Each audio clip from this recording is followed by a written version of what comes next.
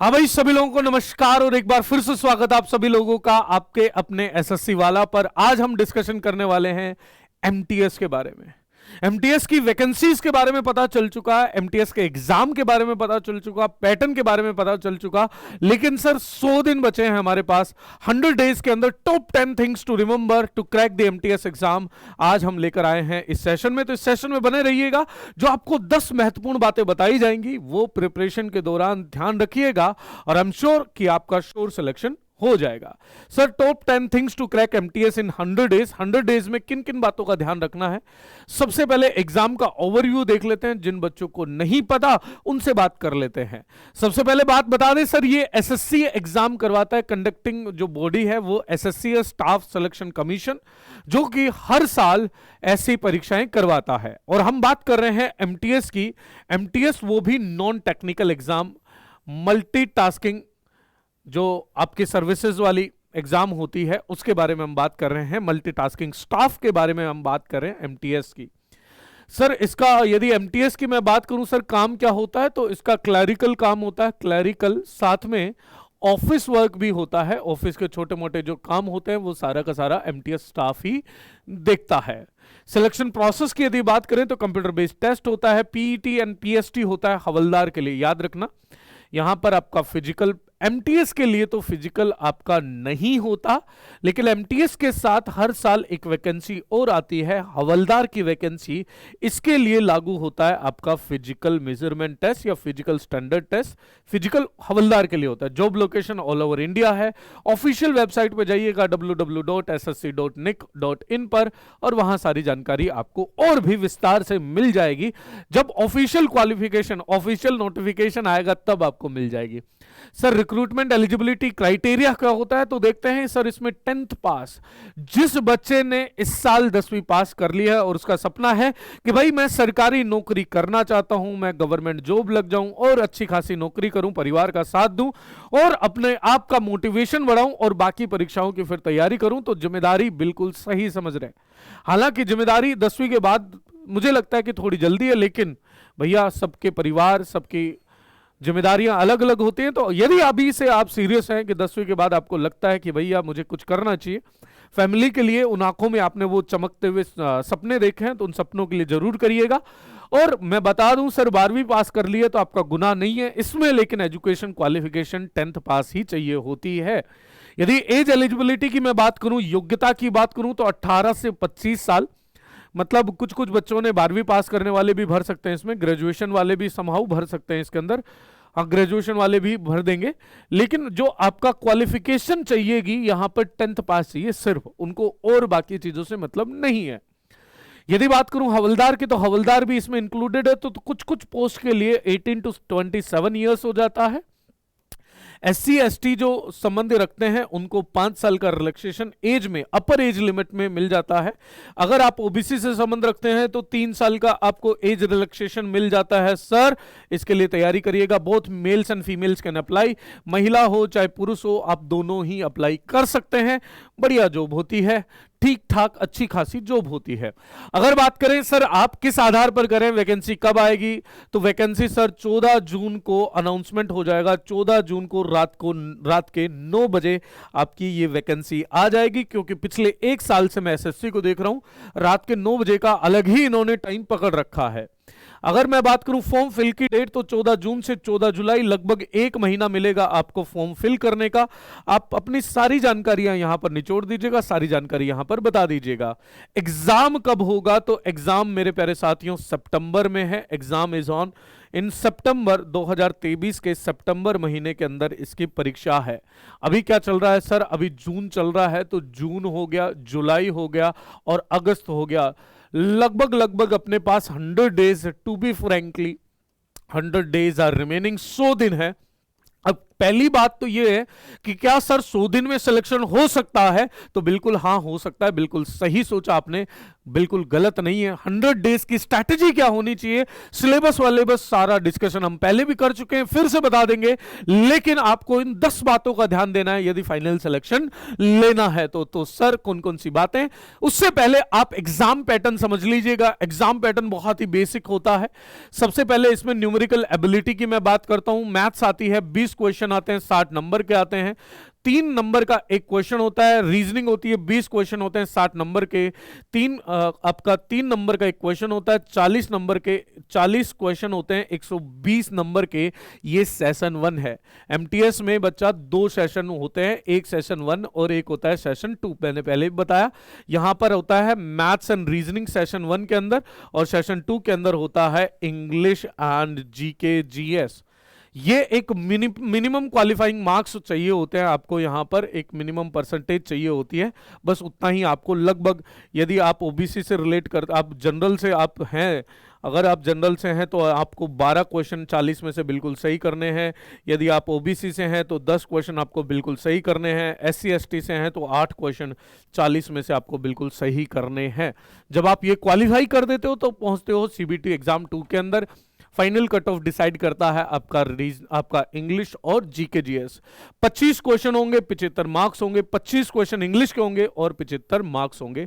3 number का एक सवाल होगा। टोटल 50 क्वेश्चन होंगे 120 नंबर के, और 45 मिनट का ये एग्जाम होगा सेशन 2। पिछले साल कट ऑफ क्या रही सेशन 1 की, सेशन 2 की, वो सारे के सारे डिस्कशन हमने पहले कर लिए हैं, तो उस पर नहीं जाएंगे। अब बात करते हैं सर स्ट्रैटेजी क्या होनी चाहिए, किस दिशा में हमें तैयारी करनी चाहिए। तो if you are preparing for SSC MTS exam, tasking staff exam in 100 days requires a focused and discipline study plan.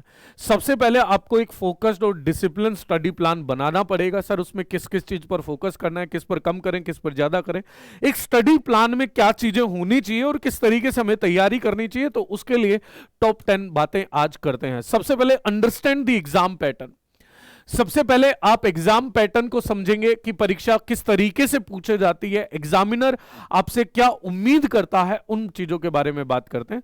The first thing is familiarise yourself with the SSC MTS exam pattern.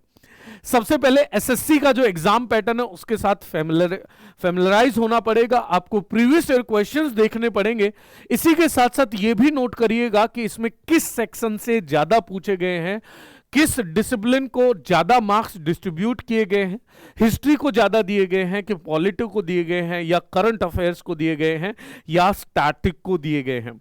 एक मैं अनुभव यदि आपको बता दूं, MTS के अंदर current और स्टैटिक का रोल बढ़कर रहता है, लेकिन ये आप खुद से भी करिएगा। And time allotted, this will help you to understand the structure of the exam and plan your preparation accordingly। जब आप ये पूरी स्ट्रैटेजी देख लेंगे, पूरा का पूरा प्रीवियस ईयर प्लान देख लेंगे कि प्रीवियसली एग्जामिनर ने क्या क्या आपसे पूछा है, किस किस तरीके से आपसे पूछा है, तो आपको एक ब्रीफ सा आइडिया हो जाएगा, एक पैटर्न आपको कहीं ना कहीं देखने को मिल जाएगा कि हर साल अवार्ड से एक क्वेश्चन है, हर साल सेंसस से एक क्वेश्चन है, हर साल फोक डांसेस से एक क्वेश्चन है।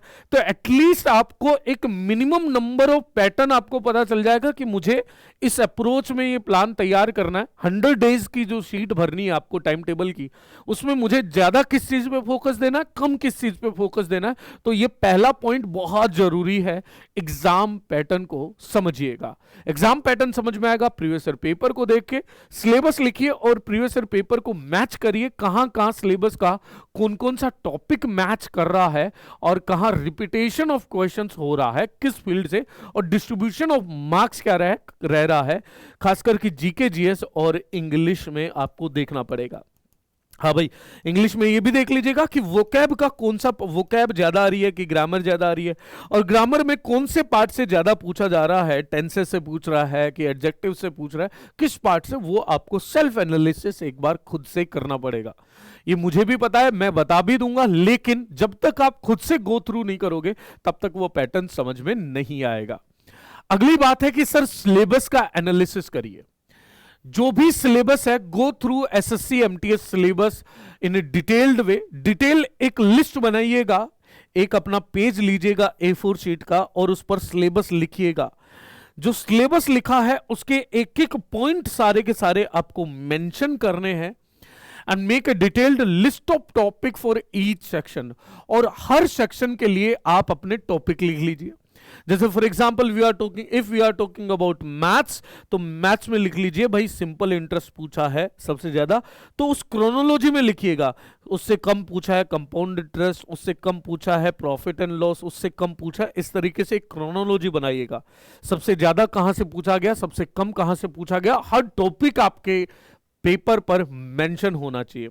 Understand the weightage of each topic and prioritise accordingly.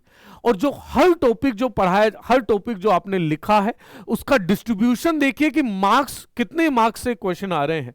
Simple interest, compound interest के एक क्वेश्चन आ रहे हैं कि दो क्वेश्चन आ रहे हैं, और उसको वेटेज समझिए कि एग्जाम में कितना ज्यादा जरूरी होगा ये टॉपिक। ये सेकंड बहुत बोरिंग लगता है सबको, लेकिन मुझे लगता है किसी भी एग्जाम को क्रैक करने के लिए it is one of the crucial things you have to achieve it. ये आपको अचीव करनी चाहिए। Another third point is create a study schedule. अपना एक स्टडी शेड्यूल बना लीजिए भाई। 100 डेज का आपका प्लान होना चाहिए, 100 डेज। अब इस 100 डेज के अंदर आपने अभी तक आपने क्या करा, सिलेबस लिखा, एग्जाम पैटर्न आपने देख लिया, और उसके बाद आपने सिलेबस टॉपिक वाइज लिख दिया। अब इन 100 डेज में इन टॉपिक्स को डिवाइड कर लीजिए। लेट्स सपोज सिलेबस में टॉपिक्स जो निकले वो 10 टॉपिक निकले मैथ्स के, तो 10-10 दिन एक टॉपिक को दो अलग से, ये पढ़ने का है, प्रैक्टिस का अलग होगा।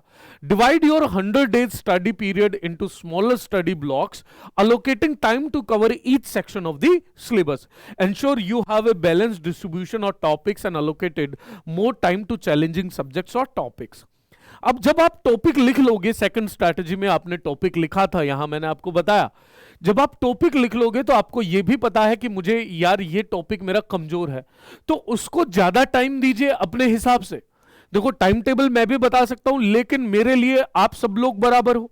अब किसी बच्चे का मैथ कमजोर है, किसी का जीके जीएस कमजोर है, किसी को रीजनिंग में डर लगता है, so start allocating towards according to that. जो आपका शेड्यूल बन रहा है 100 डेज का, तो इसमें आपका जो अलोकेशन होना चाहिए कि भाई मैं 10 दिन दूंगा या 10 घंटे दूंगा या 100 घंटे दूंगा, वो आपको अपने हिसाब से बनाना पड़ेगा।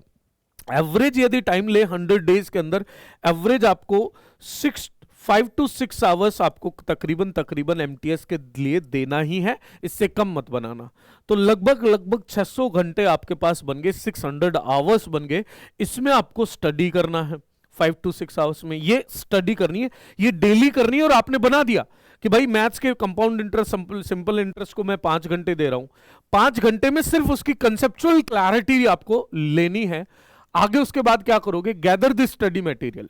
जो भी सबसे पहले बच्चा सबसे बड़ी गलती क्या करता है कि स्टडी मटेरियल का उसे ना तो कोई आइडिया, और वो जो मिलता चलता है उसे जोड़ता चलता है। आज बाजार में ये बुक आ गई करंट अफेयर की, उसने ये उठा ली, कल दूसरी आई, दूसरी उठा ली, परसों मैथ्स की ये लोगों ने बताया कि मैथ्स की ये अच्छी है तो ये रख ली। देखो भाई किताब सारी अच्छी हैं, कोई भी एक अच्छे रेपुटेड पब्लिकेशन की किताब ले लीजिए। इसके अलावा रेफरेंस बुक भी ले सकते हैं आप, बहुत सारी गाइड्स भी मार्केट में आती हैं अलग अलग पब्लिकेशन की, प्रैक्टिस सेट भी आते हैं अलग अलग पब्लिकेशन के, थोड़ा रेपुटेड हो तो वो लेना, उसमें मिस्टेक्स कम होंगी। एंड ऑनलाइन रिसोर्सेज, आपके जो भी ऑनलाइन रिसोर्सेज हो, आपको चाहे ऑनलाइन कोर्स आपको करना हो कि भाई मेरे को पीडब्ल्यू से कोर्स करना है, या आपको ऑनलाइन टेस्ट देना है, या आपको मॉक लगाना है, वो रिसोर्सेज अपने पहले ही फिक्स कर लीजिए प्रिपरेशन स्टार्ट करने से पहले। होता यूं है कि हम क्या करते हैं कि वो होता है कि भाई ये भी कर लिया, ये भी कर लिया, इस पे भी दे लिया, यहां भी टेस्ट दे लिया, ऑनलाइन भी दे लिया, ऑफलाइन भी दे लिया, इस बुक से भी दे लिया, इस बुक से भी दे लिया, जो दिन में मिला वो पढ़ लिया, अगले दिन का आपको नहीं पता, अगले दिन फिर सुबह उठकर सोच रहे हो कि हाँ यार ये मैं ये पढ़ लेता हूं। एक तो इससे टाइम खराब होगा, दूसरा आप एक कंक्रीट तैयारी नहीं कर पाएंगे। किसी भी बाल्टी में पानी डालने के लिए जरूरी है कि पानी यहां पर फोकस्ड आए। यदि छींटे छींटे आएंगे तो आधा पानी बाहर चला जाएगा। ये अप्रोच लेकर चलिएगा। Ensure you have access to previous year questions paper and mock test for practice। अब इसमें स्टडी मटेरियल में चलो कोर्स आपने ले लिया, मान लीजिए लेट्स सपोज हमसे ले लिया, तो हमने आपको स्टडी मटेरियल भी दे दिया, साथ में नोट्स भी दे दिए, डीपीपी भी दे लिए। लेकिन स्टडी मटेरियल में सबसे ज्यादा जो आपको ध्यान देना है वो प्रीवियस ईयर क्वेश्चंस आपको लेने ही लेने हैं, और प्रैक्टिस सेट भी आपको लेने ही लेने हैं। मॉक टेस्ट लीजिएगा, और मॉक टेस्ट ऐसा लीजिएगा जिसमें कुछ फुल मॉक टेस्ट हो, कुछ फुल मॉक टेस्ट हो, और कुछ सब्जेक्ट वाइज टेस्ट हों, कुछ सब्जेक्ट वाइज हों, अलग अलग सब्जेक्ट के मॉक टेस्ट हों, उनको अटेम्प्ट करिएगा। क्लियर है बात? पांचवी स्ट्रैटेजी है मास्टर द बेसिक्स। ये बिल्कुल बेसिक चीज मैं कहता हूं, चाहे एमटीएस की तैयारी कर रहे हो, चाहे जीडीएस जीडी की तैयारी कर रहे हो, चाहे सीजीएल की, चाहे सीएचएसएल की, आपको बेसिक्स पढ़ने पड़ेंगे। रट्टा मारो जिंदाबाद से कुछ नहीं होगा। कंसेप्चुअल क्लैरिटी को पकड़ें। Start by building a strong foundation in each subject. Her subject को थोड़ा सा डीपर लेवल से चालू करिए। ये मत देखिए कि भाई इसमें इतना डीप नहीं पूछता है, वो अंडरस्टैंडिंग तब होगी तभी याद हो पाएगा। यदि कंसेप्चुअल क्लैरिटी नहीं है तो फिर रट्टा मारोगे। रट्टा मारने के लिए इतनी सारी चीजें हैं, वो सारी चीजें रटोगे कैसे? दूसरी चीज, understand the basic concepts and principles of topics in the syllabus. Syllabus में लेट्स सपोज आप मैथ्स ही पढ़ रहे हो और उसका मैथ्स का बेसिक कंसेप्ट पकड़िए। मान लीजिए इंटरेस्ट पढ़ रहे हो, सिंपल इंटरेस्ट पढ़ रहे हो, तो सिंपल इंटरेस्ट कैसे कैलकुलेट करते हैं, सिंपल इंटरेस्ट होता क्या है, आपको उसकी बेसिक चीजें पता होनी चाहिए और उसके अकॉर्डिंग अपने अपने प्रिंसिपल्स, जो भी फॉर्मूलाज हैं, जल्दी वाला फॉर्मूला, थोड़ा फॉर्मूला, ट्रिक्स वगैरह, वो वहां पर focus on clarity and understand rather than rote learning. Rote learning आपको नहीं करनी है कि जहां से मिला जो मिला वो आपने कर लिया। टॉपिक आपको अंडरस्टैंड, आपको समझना पड़ेगा। अगली चीज है कि भाई रेगुलेट दी प्रैक्टिस। रेगुलर प्रैक्टिस करनी पड़ेगी आपको। Regulate your practice. प्रैक्टिस को रेगुलेट कैसे करें, उसके लिए आपको कंटिन्यूटी चाहिएगी, आपको निरंतरता चाहिएगी। मैंने आपको पहले भी बता दिया, जो भी आपका स्टडी प्लान है, 100 डेज का स्टडी प्लान जो आपने बनाया, उसके अलावा 100 दिन आपको प्रैक्टिस का भी करना है daily. At least minimum 1 hour should be allocated. In fact I should say 90 minute should be allocated. 45 minutes के 2 सेक्शन है, तो 100 दिन जब आप प्रैक्टिस करोगे तो स्पीड बनेगी, क्वेश्चन बनेंगे, क्वेश्चन याद होंगे। और जो क्वेश्चन नहीं अटेम्प्ट हो पाया आपसे किसी कारणवश, तो उसका कारण ढूंढिए, उस टॉपिक को फिर से पढ़िए और अगली बार इंश्योर करिए कि अगली बार उस टॉपिक से आपसे एक भी गलती नहीं हो। एक्सप्लेनेशन जरूर देखिएगा। Practice is the key to success. Only thing which is practice which will be making you which will make your speed higher. Speed आपकी इंक्रीज करेगा। Solve a variety of question from each section to enhance your problem solving skill and speed. मैंने आपको बताया sir, आप सब लोगों को समस्या इस बात की होगी, सर पहले दिन से प्रैक्टिस क्या करें जबकि हमने कुछ पढ़ा ही नहीं। मैं कह रहा हूं start with this simple. Simply नहीं आ रहा, कोई बात नहीं, आप पढ़िए, उस क्वेश्चन का एक्सप्लेनेशन देखिए। अगली बार यदि वो क्वेश्चन या उससे रिलेटेड क्वेश्चन आता है तो आपका गलत नहीं होना चाहिए। ये इंश्योर करिएगा। जब डेली आप 100 क्वेश्चन भी कर दोगे तो 100 गुणा 100 आपके लगभग 10,000 क्वेश्चन आपके तैयार हो गए। आपके दिमाग में 10,000 क्वेश्चन का बैंक बैठ गया। अब यहां से गलती नहीं होनी चाहिए। Use previous year paper and mock test to gauge your progress and identify areas of improvement. और जब 6-7 दिन तक आप वो कर लेते हो, तब एक फुल मॉक टेस्ट लगाइएगा संडे को, और पूरा माहौल बना के, एग्जामिनेशन जैसा माहौल बना के, विदाउट एनी डिस्टर्बेंस। घर वालों को बोल दो कि भाई मुझे कोई डिस्टर्ब नहीं करना करेगा, मेरा सेशन 1 चल रहा है। 45 मिनट लगाकर क्लॉक पर फिर बैठिए और एक एग्जामिनेशन हॉल को जीने की कोशिश करिए। क्योंकि सबसे बड़ी समस्या आती है एग्जामिनेशन हॉल में, बहुत सारी चीजें होती हैं जो आपको एडजस्ट करनी पड़ती हैं। आवाज आ रही है, डिस्टर्बेंस हो रहा है, बाहर कुछ बोल रहा है, टीचर समोसा खा रहा है, उसकी खुशबू आ रही है, पेट गुड़गुड़ कर रहा है, नर्वसनेस है। वो सारी चीजें आपको पहले जी लेनी होंगी। अगली चीज बताते हैं सर, टाइम मैनेजमेंट आपको करना पड़ेगा। सबसे बड़ी जो बात आती है नए स्टूडेंट्स के लिए, वो टाइम मैनेजमेंट की आती है।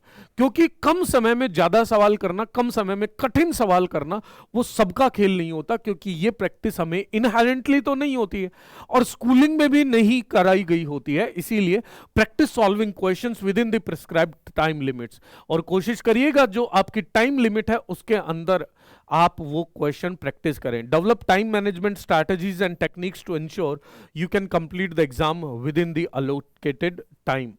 मेरे साथ भी ऐसे बहुत सारे बच्चे थे यूपीएससी में, मेरे बहुत सारे ऐसे दोस्त थे जिनका कभी पेपर पूरा नहीं होता था। बार बार उनका सवाल ही होता था कि तेरा कैसे हो जाता है, तेरा कैसे हो जाता है। तो माय आंसर इज कि जितना प्रैक्टिस करोगे, जितना एग्जामिनेशन पैटर्न को जीने की कोशिश करोगे, एग्जाम हॉल को जीने की कोशिश करोगे, उतनी स्पीड आपकी बढ़ेगी। और उसको एक दिन में नहीं होगा, 2 दिन में नहीं होगा, उसके लिए आपको रेगुलर प्रैक्टिस करनी पड़ेगी।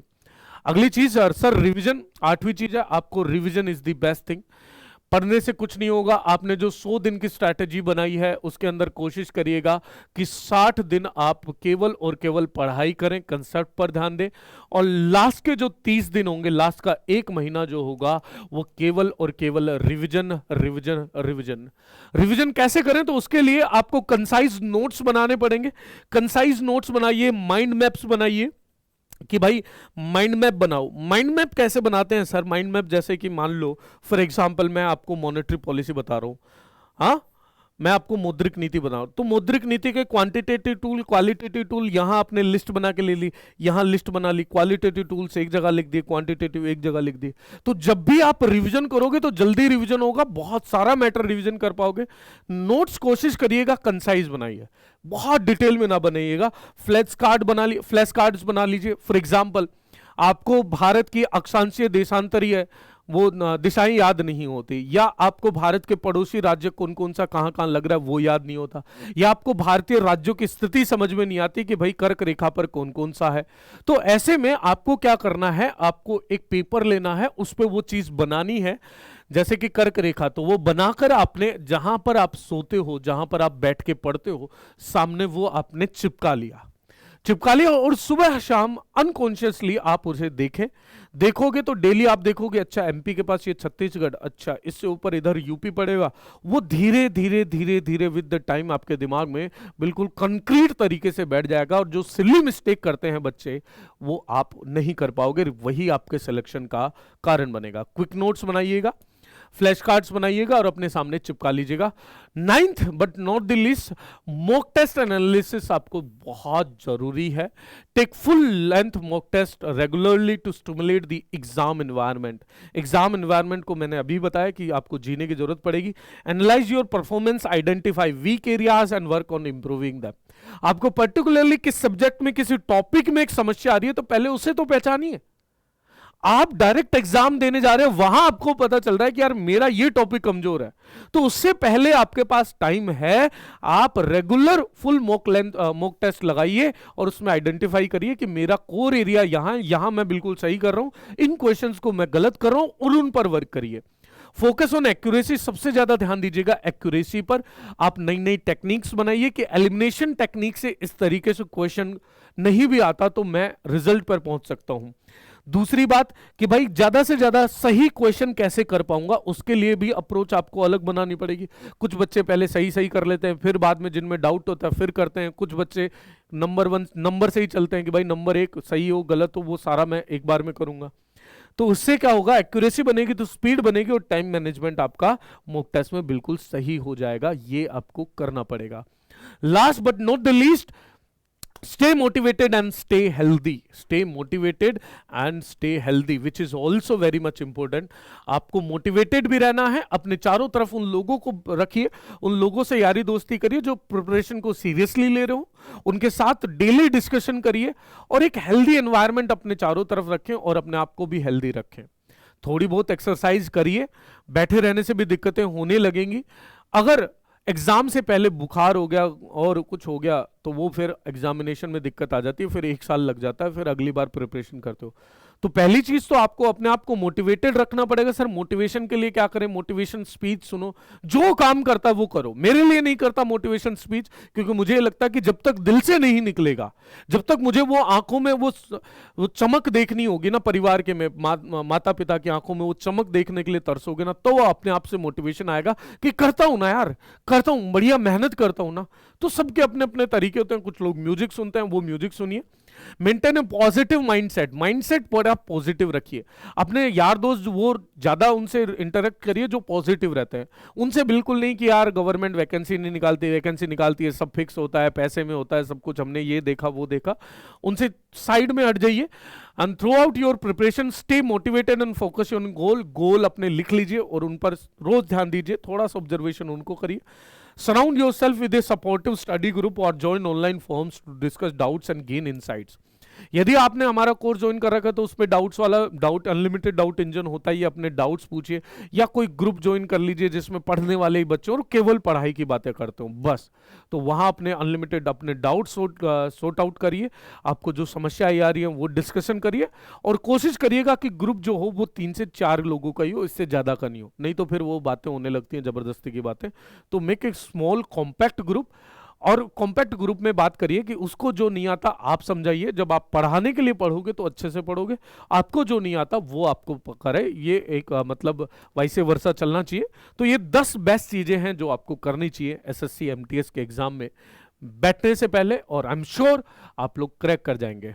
इसी के साथ मैं बहुत ही अच्छा फील कर रहा हूं, और आई एम बिलीविंग यू कि आप सभी लोग बिल्कुल पॉजिटिव रिजल्ट देने की तरफ बढ़ रहे हैं। तैयार रहिएगा। बाकी आपका फिर भी कोई डाउट रहता है तो आप मुझे कमेंट सेक्शन के अंदर लिख के बता दीजिएगा कि सर हमारा ये डाउट और है, इस पर भी एक बार चर्चा कर लीजिए। तब तक के लिए ध्यान रखिए, ख्याल रखिए, बाय बाय, जय हिंद, जय भारत।